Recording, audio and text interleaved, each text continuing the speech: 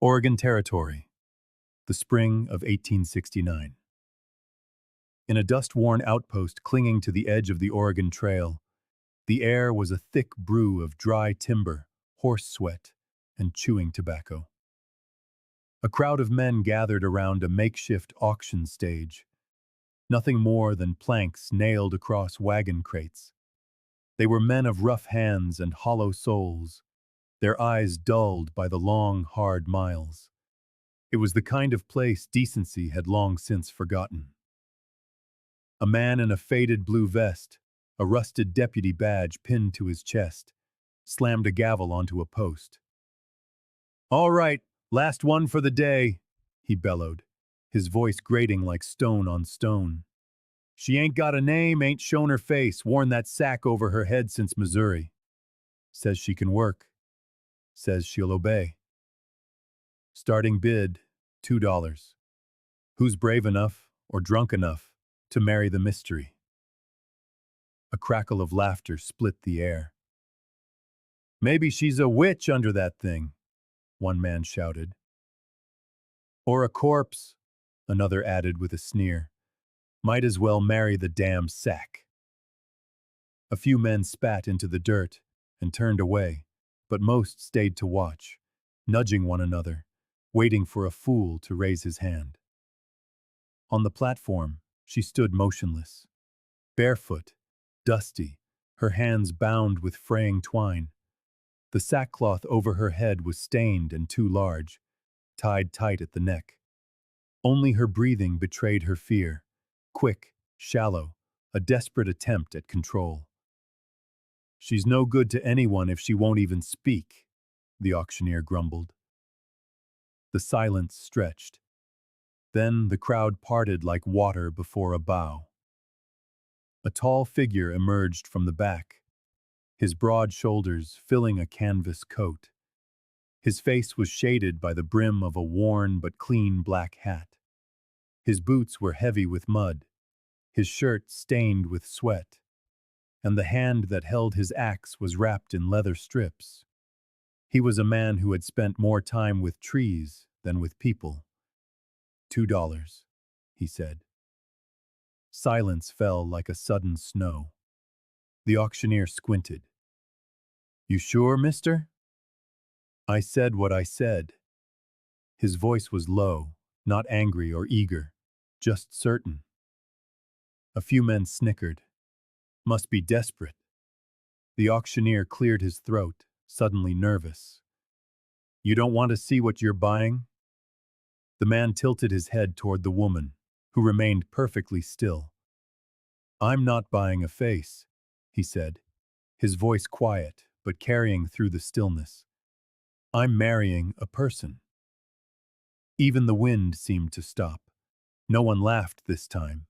"Name?" the auctioneer muttered, fumbling with a piece of paper. "Silas Boone." "Profession?" "Lumberman, North Ridge." The auctioneer scribbled, "Fine. Let it be known that Mr. Silas Boone has entered a lawful marital contract under the eyes of God and this court." He shoved the paper at Silas, who signed it without hesitation. The deputy then turned to the woman. "You're legally wed, miss. State your name for the record." The sack shifted. At first there was no sound. Then a voice so soft you had to lean in to hear it. "Annabelle Crow." Silas froze.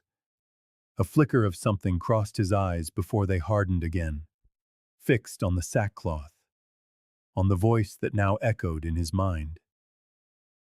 3 winters ago, in the snow, in the dark. A voice he had never forgotten, attached to a name he had never heard until this moment.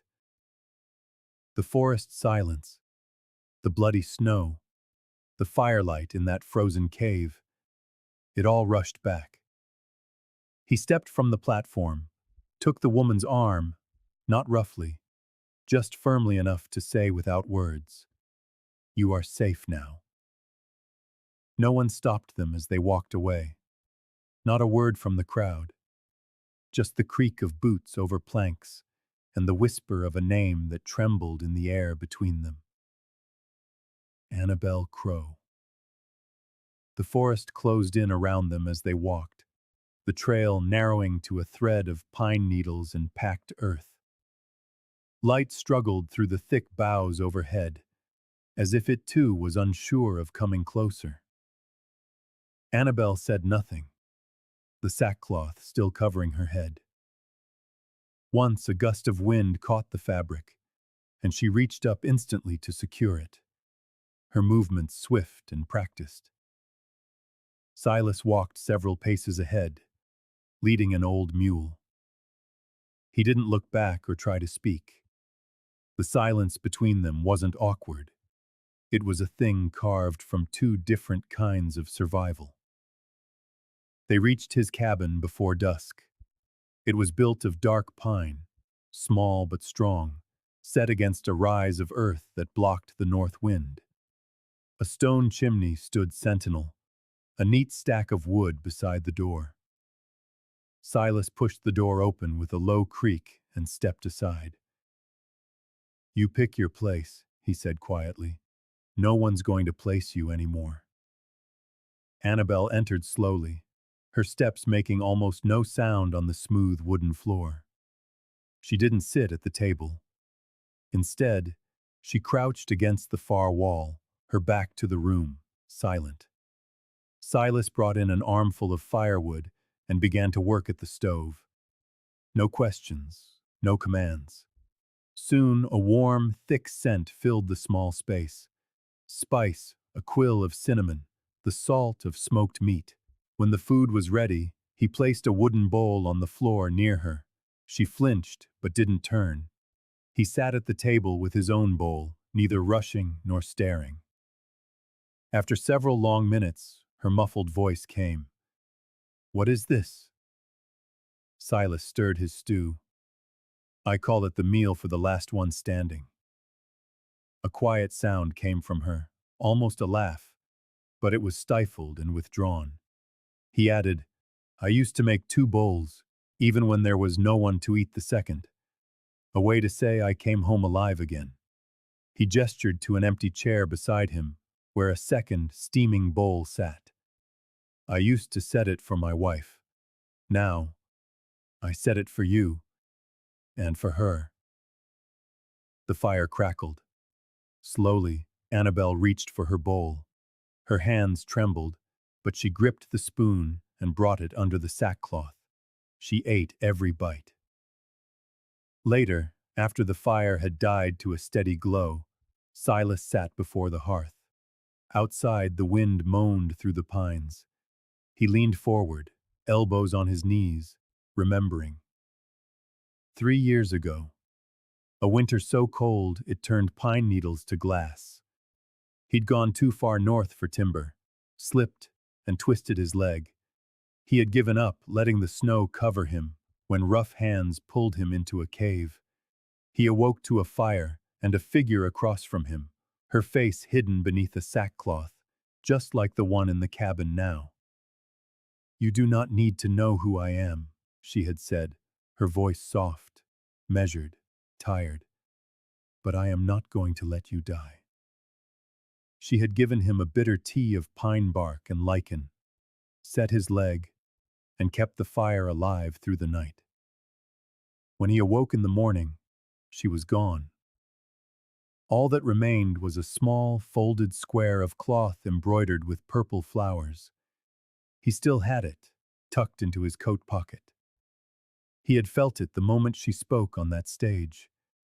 Not the name, but the sound. The woman who saved him had not wanted to be seen. And here she was again, still hidden, but not from him.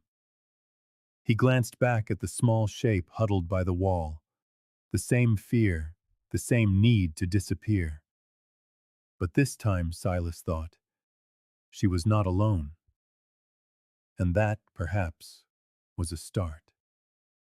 The next morning, mist clung to the roots of the trees. Annabel stepped outside alone and walked to the tall pine at the edge of the clearing. There she sat, turning her face toward the slivers of sun cutting through the branches. With trembling hands, she reached up and loosened the knot behind her neck. The sack slid up just enough to let her breathe. It wasn't defiance. It was a beginning. Silas saw her from the side yard, where he was oiling the teeth of his saw. He didn't rise, but after a moment he spoke, his voice low and steady. I once got hurt bad. Deep winter. Turned around near Black Ridge. I should have died. His fingers moved over the blade. But someone found me. Pulled me into a cave. Saved my life. Annabelle didn't move. She wore a sack over her head. Wouldn't say her name. He paused. But I remember her voice. It sounded just like yours. There was a stillness, and then the soft scratch of fabric on skin. He didn't look up, not even when he felt her eyes on him. When he finally did, she was staring at him, the sack lying in her lap. Her face was not monstrous. It was human. But it bore a mark, a long, curved scar that ran from her right temple to her jaw, deep and permanent. She met his gaze, no longer hiding. Her voice was a whisper. The man who ran the boarding house. He told me I could keep my room if I gave extra. I said no. She swallowed. He came at me. I fought back. He slipped. His head hit the stove. When he died, I ran. She looked past him, into the memory. They said I killed him on purpose. Called me a liar, a temptress, a killer. She looked down at her hands. They sold me to pay his debts. Passed me along like cattle. They covered my face to make it easier. To make me nothing. I wore this so people wouldn't see the scar and decide what I was worth. She looked up at him, her eyes fierce. I am tired of hiding. Silas stood, wiping his hands on a cloth. He didn't step forward. He only nodded. Thank you, he said, his voice warm and steady, for telling me. In his quiet acceptance, something shifted. She was not a shadow. She was a woman with a name, a story, and a face, and he had seen all three and turned from none. The following morning, light spilled through the narrow window, illuminating dust motes dancing in the air. The quiet in the cabin was no longer born of fear, but of understanding. When Annabelle rose, she moved to the table and stopped. Waiting for her is a small, silver-framed mirror, polished to a perfect clarity. Beside it lay a scarf of sea-green silk, soft and carefully folded. She approached slowly, as if afraid of what she might see. She looked. There was the scar, a familiar map of her pain. Her hand rose and touched it lightly, the way one might touch a name etched in stone. But this time, in the clean morning light, she didn't wince. The scar was there, but so was the woman behind it. Her gaze shifted to the scarf. She lifted it, the silk slipping through her fingers like cool water. She brought it to her head, not to hide but to adorn, not to cover her past, but to frame her future. It was not an act of shame, but of choice. In the mirror, a new figure emerged, whole, free. She was no longer the hunted girl from the auction, no longer the ghost from the snowstorm. She was a woman, whole, upright, carrying the weight of her past, but no longer buried beneath it. A sound broke the quiet behind her, the soft tread of boots on plank wood. She did not turn. She did not need to. Silas stood in the doorway, one shoulder leaning against the frame. He had entered without a word, as was his way. But the look on his face was not one of caution or surprise. It was a look of quiet reverence. He tilted his chin toward the scarf she wore. "That used to be my wife's," he said, his voice steady. "She wore it whenever she needed to feel like herself again." Annabelle's fingers brushed the silk near her temple. "I thought maybe it would suit you too," he added. She turned slightly, meeting his unwavering gaze without flinching, without defense. Then, with a voice as soft as moss and just as anchoring, he said, "Anyone who tries to make you ashamed of what you have lived through is blind." A moment passed between them. "And the blind do not get to judge beauty." Her throat tightened. The tears that came were not sharp or desperate, but warm, cleansing. She looked at her reflection once more. Then, gently, she reached out and laid her palm flat against the cool glass, meeting the woman in the mirror halfway. For the first time in a very long time, Annabel Crow let herself be seen. The piece they had carved from the woods did not last unchallenged. It never did in these parts. Trouble came on horseback. A lone rider beneath a sky bruised with stormlight. The man was lean and long-limbed, his duster frayed by trail winds and 1,000 unforgiving miles. His eyes, gray, sharp, and merciless, cut through the saloon crowd like a blade through hide. He called himself Cutter, and Cutter was no drifter. He was a bounty hunter, the kind who could read tracks like scripture and smell secrets on the soles of a man's boots. Rumor had drifted up from the southern trail. A girl with a scar, hiding in the hills, her face once covered, now showing. Someone whispered she had blood on her hands and a lumberman for a shield. Cutter listened, and then he rode. By the time he reached the logging post near North Ridge, he was asking too many questions. He posed as a lost traveler seeking work, claiming he'd heard tell of a man named Boone who lived deep in the woods. Silas met him by chance near the supply shed. One look, and he knew. It wasn't the man's words. Cutter was polite, measured. It was the way he scanned the tree line, the stillness in his stance. It was the stillness of a snake just before it strikes. Later that evening, Silas returned to the cabin, his face colder than the wind. "He's hunting you," he said simply. Annabel did not speak at first. She stood by the stove, stirring a soup that had gone thin with memory, her eyes steady but distant. Then, without a word, she crossed the room, opened the wooden chest at the foot of her cot, and pulled out the old sackcloth. It was folded neatly, untouched since the morning she had shed it. She held it in her hands for a long moment. "I will wear it again," she said quietly. "One more time." Silas looked at her. "You don't have to." Her eyes met his, clear and resolved. "This time, I choose it. Not for shame, for strategy." They laid the plan together that night. Annabel would ride east through the old fire road, wearing the sack. Cutter would follow.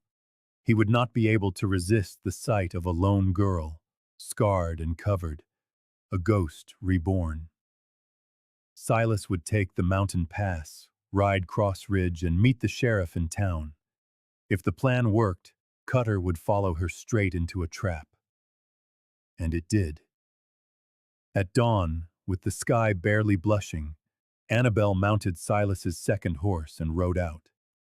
The sack was tight over her head, her heart hammering against her ribs, but this time she did not tremble. She looked forward. By sundown, Cutter had taken the bait. He followed her deep into the eastern rocks, where Silas waited with the sheriff and 2 men from the Ridge Patrol. Cutter drew first, but he wasn't fast enough. He was disarmed, bound, and thrown over the back of his own horse, charged with unlawful pursuit and attempted assault. Annabel watched it all from the hilltop, her form still hidden. Only when Cutter was gone did she ride down. When she reached Silas, he stepped forward to help her from the horse. She let him. Then, slowly, she reached up and untied the knot at the base of her neck. The sack slipped free. She folded it once, then twice, holding the rough fabric in both hands. Silas watched her, his expression unreadable. "It saved me one last time," she said. "Not because it hid me, but because I used it." He nodded. "What will you do with it now?" She looked at the trees, at the fading trail, at the world she had once moved through like a shadow. She folded the sack one final time and tucked it beneath her arm. "I'll keep it," she said softly. "Not as a cage, as proof." Silas raised an eyebrow. "Proof of what?" A small smile touched her lips. "That even a prison can become a shield, if I am the one who chooses it." And for the first time there was light in her voice. Not the light of laughter, but the light of a woman who had journeyed through darkness and could now speak its name. It was mid-afternoon when the knock came. It was a slow, uncertain tapping, not the sharp rap of demand, but the hesitant tap of a question. Silas opened the cabin door to find a woman on the porch. Her dress was worn and travel-stained, her boots caked with the red dust of long roads. Her skin was dark, her posture straight, and her eyes were cautious, but kind. "Name's Mavis, Mavis Green," she said, holding her hat in both hands. "I used to work at the Ridley House. Kitchen help. A cook, mostly." Behind Silas, Annabel stepped into the doorway and froze. Mavis took a step back, then held her ground. "I heard you were up this way," she said quietly. "And I figured it was time I stopped being a coward." The wind whispered through the pines, stretching the silence between them. "I saw what happened that night," Mavis said, her voice low. "I saw him drag you into that back room. I heard you scream, heard the crash, but I didn't speak up. I needed the job. I needed to eat." Annabel's fingers tightened on the doorframe. "I'm not proud of it," Mavis continued, her gaze direct. "But I can make it right, if you'll let me." Later, over tea, Mavis recounted everything, her words painting a picture only a true witness could. She described the bruises, the blood, the chilling silence that followed. "I should have said it back then," she whispered. "But I will say it now. You were telling the truth." With Silas's help, they wrote it all down. Mavis signed the affidavit in strong, careful penmanship. The letter was sealed and sent by horseback courier to the nearest judicial office. Weeks passed. The forest grew greener, the sky warmer. Then, one morning, the sheriff rode up with a single envelope. Silas opened it on the porch, read it twice, and walked inside. He handed it to Annabel. The words were few, but they held the weight of the world. Charges against Annabel Crow dropped. Case closed. Warrant rescinded. She read them again and again. Then she walked outside, past the firewood, past the horses, and down to the tree line. She found the old pine where she had once buried her shame, and sat at its base, running her fingers through the moss. She did not cry. She did not laugh. She just closed her eyes, and in a voice barely more than a breath, she said, "For the first time in my life, I don't have to run." Justice had come. Not with trumpets or applause. It came with the truth, and the quiet strength of a woman who had finally decided to stand beside it. Spring came gently to the ridge. The trees, once bare and brittle, wore soft green buds, like promises waiting to bloom. The morning mist was thinner now, lighter, as if the fog itself had grown tired of hiding. The forest felt forgiving. Silas, with quiet care, had built a modest canopy at the edge of the clearing. It was nothing grand, 4 upright beams and a simple arch draped in linen, but it stood strong, just like him. They invited only a few. Mavis came, smiling wide in a brightly colored dress that suited her spirit. The old blacksmith from town brought a bottle of apple brandy. The shopkeeper's wife carried a basket of bread and a bouquet of mountain lavender. They were not many, but they were enough. Inside the cabin, Annabel stood before the small mirror. Her dress was plain muslin, the color of cream, hand-stitched through long, quiet nights. It fit her perfectly. And on her head, she wore a veil. It was made from the sackcloth, the very same cloth that had once hidden her shame, her fear, her name. But now it was something else entirely. Silas had washed it, sun-dried it, and cut it with care. The edges were sewn with fine white thread, and on the corners, embroidered in faint purple, were tiny wildflowers, nearly identical to the ones on the handkerchief she had left in the snow. When she stepped out of the cabin, the forest seemed to fall still. Silas stood beneath the arch, his hands folded, his heart full. He saw her, moving slowly, as if the earth had finally given her permission to take up space. And she was beautiful, not because the veil covered her scar, but because she had chosen to wear it again, on her own terms. As she reached him, Silas took her hands. His voice was low, but every word was true. "No matter what covered your face," he said, "you were always the woman I saw, always the one I chose." He paused, his eyes holding hers. "And now you are the woman I vow to stand beside until the end." Annabel smiled, a smile born not of caution, but of peace. "And I vow the same," she whispered. There was no priest, no vows read from a book, just them and the trees and the people who mattered.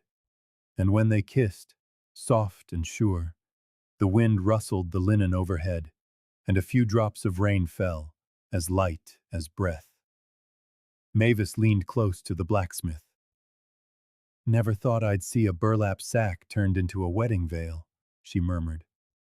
After a beat, she added, "Never thought it could be so damn beautiful." The blacksmith chuckled. "Ain't the sack," he said. "It's what she turned it into."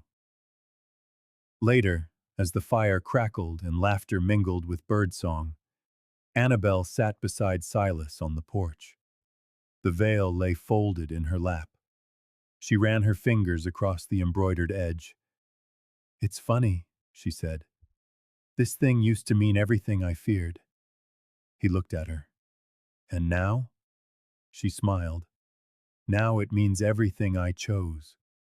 Silas reached over, lacing his fingers through hers. They sat that way until the stars came out, held by the forest that was once their prison and was now their home. And so, beneath the towering pines, Annabel Crow and Silas Boone found what so many had lost on the frontier: peace. Not in forgetting the past, but in reclaiming it. Their love did not erase the pain or the scars, but it transformed the things that once bound them into the very things that would bless them. Because sometimes, survival isn't just about holding on, it's about choosing what to hold on to. Thank you for riding with us through this journey of redemption, courage, and quiet devotion. If stories like this move your heart and stir your soul, be sure to subscribe to Wild West Love Stories where love rides farther than fear, and even the roughest trails can lead home. Tap the bell so you never miss the next tale. Until then, ride steady, love deep, and remember, where bullets missed, hearts did not.